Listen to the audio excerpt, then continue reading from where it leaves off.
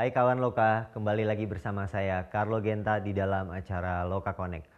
Kali ini kita kedatangan tamu yang spesial yang bergerak dalam bidang F&B yang sudah memfokuskan diri pada segmen UMKM dan semakin berkembang menjadi salah satu F&B yang terbaik. Untuk itu, mari kita sambut Helga Angelina selaku owner dan founder dari Bergreens. Oke. Mari kita berikan sambutan tangan yang meriah untuk Helga. Halo. Thank you Helga udah datang ya, meluangkan waktunya.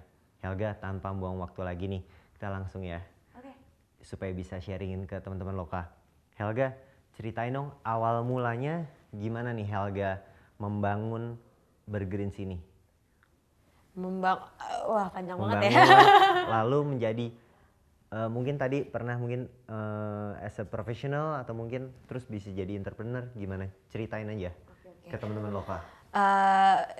Mungkin kenapa saya mau buka Bergreens itu berhubungan sama passion saya terhadap healthy food sih. Dan itu berhubungan sama pengalaman pribadi. Jadi waktu kecil tuh saya sakit-sakitan, ditreat dengan pharmaceutical medicine dan apparently nggak working gitu. Jadi nggak sembuh-sembuh lah pokoknya. Padahal treatmentnya lumayan lama. Jadi waktu umur 15 tahun tuh saya mulai baca-baca buku gitu kan. Ada nggak sih alternative healing ways other than medicine, karena apparently it's not working kan. Basically kan saya udah diobatin bertahun-tahun dan gak ada improvement, malah makin parah gitu. Terus akhirnya memilih untuk menjadi vegetarian dan makan sehat. Jadi waktu itu tuh ada buku, konsepnya adalah healing through nutrition. Nah setelah 2 tahun menerapkan pola makan vegetarian yang sehat, ternyata penyakit-penyakit saya tuh pelan-pelan hilang. Nah dari situ kayaknya saya mulai menemukan passion sama healthy food gitu. Terus ya fast forward kuliahnya sih ngambil international communication dan sempat kerja di digital marketing agency. Jadi di marketing lah backgroundnya. Cuma waktu itu suka sih sama kerjaannya, tapi rasanya kayak kurang challenging gitu, maksudnya jadi kerja 9 to 5. Tapi lama-lama bosan kan sama rutinitas gitu. Jadi rasanya pengen ngelakuin sesuatu yang berhubungan sama passion, karena marketing is something that I learn, cuma not necessarily my biggest passion gitu kan. Jadi rasanya ya kurang fulfilled kali ya waktu itu. Itu sih yang menyebabkan akhirnya balik ke jadi waktu itu tinggal di Amsterdam dan kerja di Amsterdam, terus akhirnya memutuskan balik ke Jakarta untuk buka Bergreens. Jadi akhirnya dari Amsterdam balik ke Jakarta, for good Jakarta, terus langsung ingin banting setir menjadi entrepreneur. Sebenarnya justru pengen banting setir dulu baru ke Jakarta. Tadinya soalnya sebenarnya pengen di sana for good gitu. Nah, terus terciptanya si Bergreens ini gimana? Terciptanya emang kan dari awal kita by the way Bergreens itu kan saya dirikannya bareng pacar yang sekarang menjadi suami kan. Jadi dulu kita udah bilang oke, kita pengen buka restoran makanan sehat di Jakarta, dan waktu kita ngobrol sama teman-teman di Jakarta itu belum ada gitu yang benar-benar fokus di makanan sehat, organik, plant based gitu kan. Jadi akhirnya ya kita balik ke Jakarta emang untuk buka itu. Jadi waktu balik ke Jakarta tuh summer 2013, 3 bulan ngegarap konsep pertama Bergreens super cepet dan seadanya lah gitu. Dan akhirnya kita buka di perumahan yang sangat hijau di daerah Bintaro. Oh, di daerah Bintaro ya. Daerah Bintaro. Nah, terus waktu awal mulanya itu yang Helga sendiri rasain apa nih? Dulu profesional, terus sekarang jadi entrepreneur. Itu kira-kira perbedaannya ya? Perbedaannya gimana? Lebih senang mana? Lebih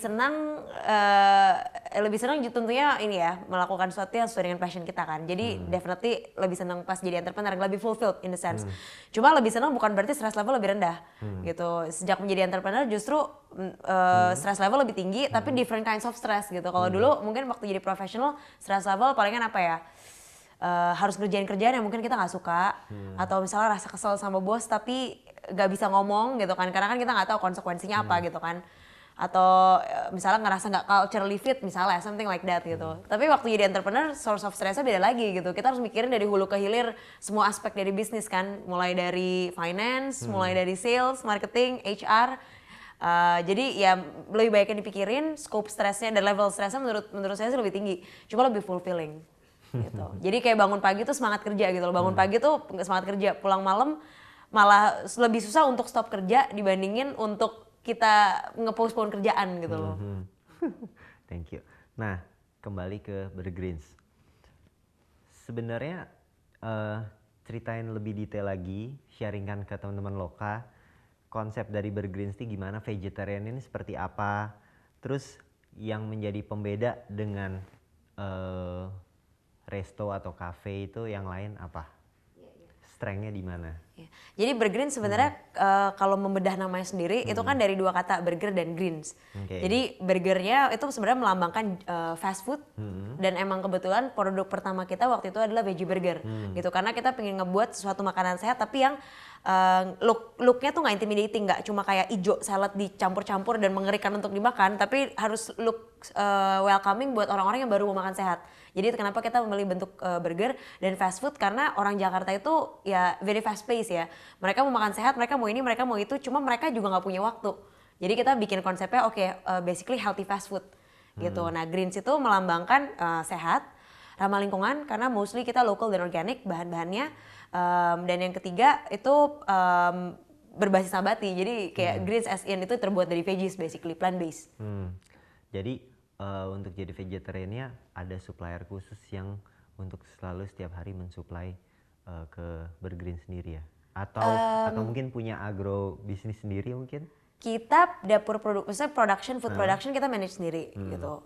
Tapi sourcingnya kita nggak mungkin terlalu ribet. Cuma sourcingnya kita ngambil langsung dari petani. Jadi emang Bergreens itu sebenarnya social enterprise. Jadi yang kita lakukan adalah 85% dari ingredients kan local. Organic whenever possible, dan whenever possible kita conduct direct sourcing ke local farmers dan beli di premium price supaya mereka bisa mendapatkan penghasilan lebih tinggi dibandingkan kalau misalnya kita beli di pasar kan. Kalau kita beli di pasar kan mungkin farmers dapat 1/10 dari harga yang kita beli di pasar gitu. Nah ini kita bayar 2-3 kali harga pasar langsung ke petaninya. Dan itu sebenarnya salah satu competitive advantage juga sih. Organic restoran tuh biasanya mahal karena mereka beli organic ingredients di lewat retailer di tengah yang membuat harga menjadi sangat mahal. Cuma kalau kita langsung beli ke farmers, harga lebih murah dan farmers itu sebenarnya actually get better income juga. Nah, terus kalau tentang menu nih, untuk kreasi menunya nih gimana caranya sampai saat ini Bergreens tuh followers yang udah banyak di sosmed, terus udah semakin terkenal, makin ngetop. Nah, untuk menemukan resep yang tepat nih gimana? Lalu trial and errornya nih gimana untuk menunya dari Helga sendiri dan suami yang sekarang menjadi suami? Iya, sebenarnya semua menu, semua food production itu di manage sama, itu urusannya suami gue, basically. Oh, karena he's a chef? Enggak, self-made chef. Jadi dia sebenarnya finance graduate, cuma dia nggak suka finance, jadi dia emang lebih into cooking. Dia yang trial and error, maksudnya dia memang kayaknya dia very passionate about making healthy food. Dia tuh suka banget membuat healthy version dari junk food. Nah jadi itu ya udah dia basically dia trial and error dari imajinasinya juga sih, dari coba-coba. Tentunya dia kan he's also vegetarian kan, jadi kurang lebih kita tahu ya makanan rasanya kayak gimana kalau ini dicampur apa gitu, kurang lebih karena kan that's what we've been eating the whole time gitu. Cuma dia emang imajinasinya lumayan bagus sih, maksudnya dia ngerti kalau misalnya mau bikin misalnya kan marketing area saya kan, jadi bilang oke, mau bikin ini dong menu yang kurang lebih kayak gini. Nah nanti dia bisa come up aja sama oke, kalau misalnya mau rasanya kayak gini kurang lebih ingredientsnya ini, dan dia coba trial and errornya sih ya as simple as kayak maksudnya masak buat di rumah gitu loh. Dan kadang-kadang bahkan masakan di rumah tuh trial and error, kalau enak kita pakai ke Bergreens. Bisa di customize sendiri ya. Bisa. Mungkin karena pengaruh lama di luar negeri jadi ya mau nggak mau jadi masaknya. Betul. Mau nggak mau harus bisa masak. Nah, yang sekarang menu yang paling laku di Bergreens tuh apa? Terus varian-variannya seperti apa? Mau dong tolong diceritain ke kawan-kawan Loka. Ya. Terus paling best sellernya apa? Ya. Menu kita sih kategorinya ada veggie burgers, ada creative plant-based meals, itu mulai dari rice dishes, steak, mushroom steak ya. Maksudnya kita kan all meat free kan. Onigiri, ada red bean Taco Bell gitu, lumayan banyak lah. Jadi biasanya tuh yang orang-orang anggap junk food kita healthify gitu. Terus ada minumannya sih smoothies, sama yang populer juga adalah raw dessert, vegan dessert. Jadi vegan and gluten free. Jadi kayak kue tapi tanpa tepung terigu, tanpa telur, tanpa susu gitu. Nah menu favorite-nya kalau untuk makanan berat itu veggie burgersnya kayaknya itu karena produk pertama kali ya. Jadi orang begitu ke Bergreens pasti pengen nyobain veggie burgers. Green onigiri platter, which is onigiri sama sate jamur dan salad. Terus tempe gomasho, itu idenya adalah kita mempremiumkan tempe bacem. Jadi kayak tempe dibumbuin, di dalamnya dikasih cashew paste, luarnya dikasih homemade gomasho seasoning dari nori. Terus di serve sama salad sama jamur. Terus kalau misalnya untuk dessertnya yang paling favorite roast strawberry cheesecake. Jadi strawberry cheesecake dibuatnya dari pure buah-buahan dan Oh jadi ada cake-nya juga ya? ya, tapi tanpa tepung terigu dan tanpa telur dan susu. Basically purely dari fruits, nuts, sama seeds. Banyak banget ya Helga variannya ya? Iya, lumayan. Nah berarti customer ini banyak kan orang yang untuk diet dong nih? Atau nggak juga? Atau gimana? Customer penetrasi pasarnya kemana? Iya. Kata diet sendiri kan artinya pola makan kan. Jadi maksudnya mungkin orang yang into weight loss maksudnya. Yeah. Oh, oke. Enggak juga sih. Enggak ya? Nah, Burgerins itu tergantung. Kalau misalnya untuk restorannya, basically orang yang mau makan sehat atau orang yang keluarga muda yang pingin anaknya makan sehat. Gitu. Kalau misalnya catering lumayan didominasi sama wanita-wanita yang ingin menurunkan berat badan memang. Penetrasi pasarnya kebanyakan health enthusiast sih basically. Gitu. Health enthusiast sama orang creative foodies juga banyak yang nyoba. Dan kalau misalnya rasanya cocok di lidah mereka, biasanya mereka balik. Nah lalu yang yang kita tahu, yang aku tahu juga, ini ada hubungannya dengan olahraga juga ya, yoga dan sebagainya. Jadi ada kayak mungkin after mereka latihan olahraga, mereka dicombine dengan makanan dari Burgerins ya, atau gimana? Mungkin basic secara general basically orang yang makan burgers itu kebanyakan health enthusiast kan. Health enthusiast itu mereka into healthy living, dan healthy living itu kan ranging from healthy food to exercise to meditation. Jadi orang-orang yang into exercise, meditation yang masih di bawah health and wellness kategori, ya mereka adalah orang yang akan appreciate food like Burgerins gitu. Itu kebanyakan orang yang datang ke Burgerins mereka dine in di situ. Atau mereka mungkin delivery atau kebanyakan gimana? Kalau weekdays banyakan delivery, kalau weekend banyakan dine in. Oh dine in di situ, makan di situ ya. Nah, lalu sekarang kan menjamur nih orang-orang yang as an entrepreneur di bidang F&B. Coba tolong diceritakan kawan lokal gimana cara bertahan, gimana survive-nya di F&B. Karena sekarang sudah banyak ya yang menjamur. Iya. Mungkin di semua di any kinds of business lah ya, kayaknya rules of survival tuh kurang lebih sama lah. Yang pertama tentunya innovative products dengan unique selling proposition yang nggak ditawarkan orang lain, atau kalau misalnya kita roll out produk ini itu akan mengimprove society, dalam arti kalau misalnya di Burgerins kan kita menyehatkan orang. Kalau misalnya I don't know any kinds of misalnya dessert, ya mereka membuat orang happy dengan makan manis mungkin gitu kan. Jadi yang penting harus ada value proposition yang unik. Kalau misalnya buka makanan yang semuanya udah dijual, itu kan chances of survivalnya lebih rendah unless this company is very good in marketing misalnya, atau punya uang banyak untuk kayak distribution channelsnya bisa banyak langsung gitu. Jadi innovative product yang punya unique selling proposition dan adding value.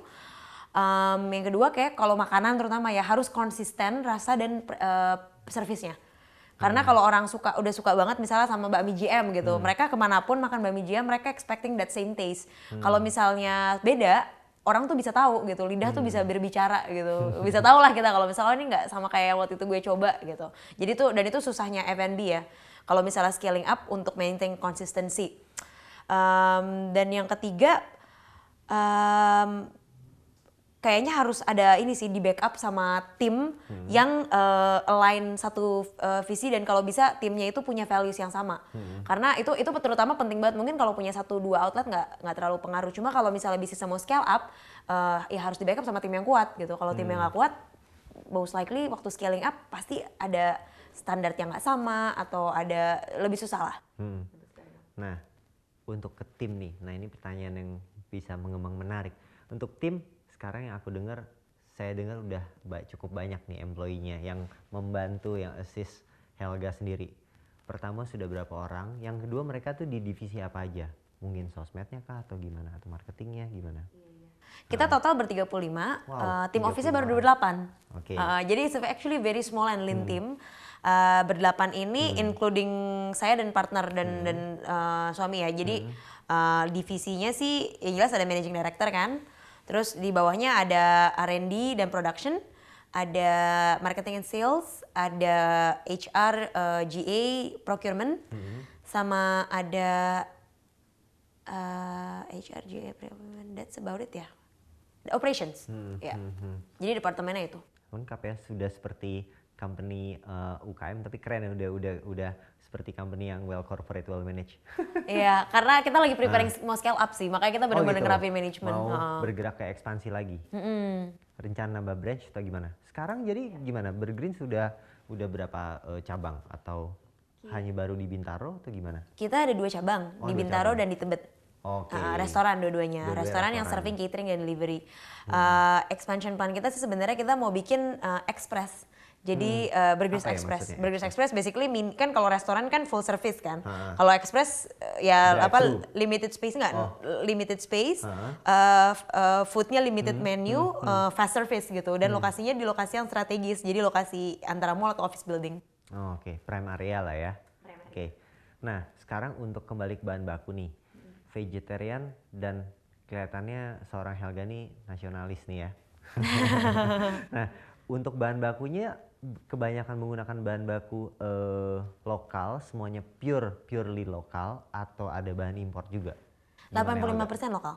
85% lokal. Jadi was locally grown, pasti kita ambil yang lokal. Jadi contohnya cabai ya. Cabai kan cabai Thailand sebenarnya lebih murah. Banyak restoran meskipun makanannya lokal, restoran Padang, itu mereka pakai cabai impor. Jangan salah, jualan nasi banyak juga yang pakai beras Thailand karena lebih murah gitu. Cuma jadi kalau kita sih filosofi di procurement adalah kalau bisa di grown locally, kita akan beli locally meskipun lebih mahal gitu. Cuma ada beberapa ingredient seperti gandum, almond, itu kan nggak bisa di grow di Indonesia. Nah yang itu kita source dari luar gitu. Nah sekarang kita bicara finance sedikit ya, mengenai angka. Untuk awal nih, untuk seorang Helga membangun dan membangun untuk creating Burgreens ini, kira-kira working capitalnya berapa sih? Terus lalu untuk modal tersebut kira-kira dari orang tua kah atau dari pribadi atau gimana? Ya. Karena semua orang banyak nih yang kepingin kayak Helga jadi wira swasta nih. Gimana Helga? Sebenarnya kalau orang mau jadi wira usaha gitu ya, hal pertama yang harus dipikirin bukan uang sih. Justru sebenarnya lebih ke mentality sama kayak berani capek atau enggak gitu. Uang itu it comes later dan it's the easiest capital we can ever get sebenarnya. Kalau in this case of Burgreens, modal kita 220 juta, which is very small for a restaurant ya. Restoran kalau misalnya restoran hip Jakarta tuh mereka minimum 1 M. Kalau misalnya untuk kita, jadi waktu itu kan kita emang mulainya we started very small, very humble, 220 juta dan waktu itu uang pribadi gitu. Cuma kalau misalnya untuk any entrepreneur yang mungkin nggak punya capital segitu, sebenarnya modal uang itu bisa didapat dari manapun gitu. Maksudnya bisa nyari investor dari keluarga atau bisa nyari angel investor atau bahkan bisa mulai dari online dulu. Terus pelan-pelan building capital untuk membuka suatu physical store itu maksudnya hal yang lumrah banget dilakukan. Jadi menurut Helga sendiri yang penting kita punya konsep kuat dulu, nanti bisa ada konsep kuat dan bisa execute ya, karena kebanyakan yang membedakan entrepreneur sama non entrepreneur adalah non entrepreneur itu punya ide, mungkin idenya luar biasa bagus tapi mereka nggak bisa execute. Nah entrepreneur itu menjadi entrepreneur karena mereka bisa mengexecute ideasnya direalisasiin jadi suatu produk fisikal. Nah sampai saat ini tingkat kesulitan yang paling Helga rasakan itu apa? Sekarang how to manage people-nya atau mungkin di HR-nya atau gimana? Definitely HR sih. Definitely HR. Apa tuh? HR-nya ya itu ya gimana caranya kita meng-hire the right people, artinya yang culturally fit tapi juga skillsnya dibutuhkan di company, karena nggak gampang nyari orang yang skillnya bagus itu gampang, tapi nyari orang yang skillnya bagus dan culturally fit ke company-nya itu susahnya setengah mati gitu. Itu yang menyebabkan sebenarnya kita tuh baru punya anak marketing sama sales di luar diri sendiri itu baru tahun ini, karena nyari orang selama ini yang percaya sama values atau sama visionnya dan punya entrepreneurial mindset karena mereka kerja di startup tuh nggak gampang. Jadi dari hiring aja udah susah atau challenging lah, nggak bisa bilang susah, challenging. Terus nanti nge-train orang ini untuk bekerja dalam tim dan melakukan things sesuai dengan goal perusahaan dalam sistem, tapi at the same time mereka merasa happy dan fulfilled, itu challenging gitu. Itu benar-benar butuh personal development yang lumayan strong untuk bisa ngelakuin itu, karena it's very stressful. People tuh cannot be managed gitu. Makanya management sama leadership two different things kan. Iya betul. Jadi Helga yang turun ke lapangan sendiri ya dengan suami yang benar-benar turun ke bawah. Untuk ngajarin orang-orang. Iya. Harus ya.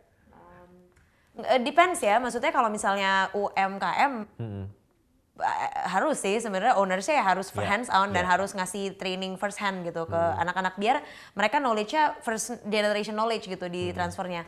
Kalau misalnya ini udah kayak established business yang mau buka bisnis baru, ya mereka bisa hire anyone yang udah jago banget untuk nge-train orang, yang nggak masalah. Ownernya nggak harus turun gitu. Thank you Helga, good answer. Oke, Helga, waktu yang memisahkan kita harus nanti kita bertemu lagi.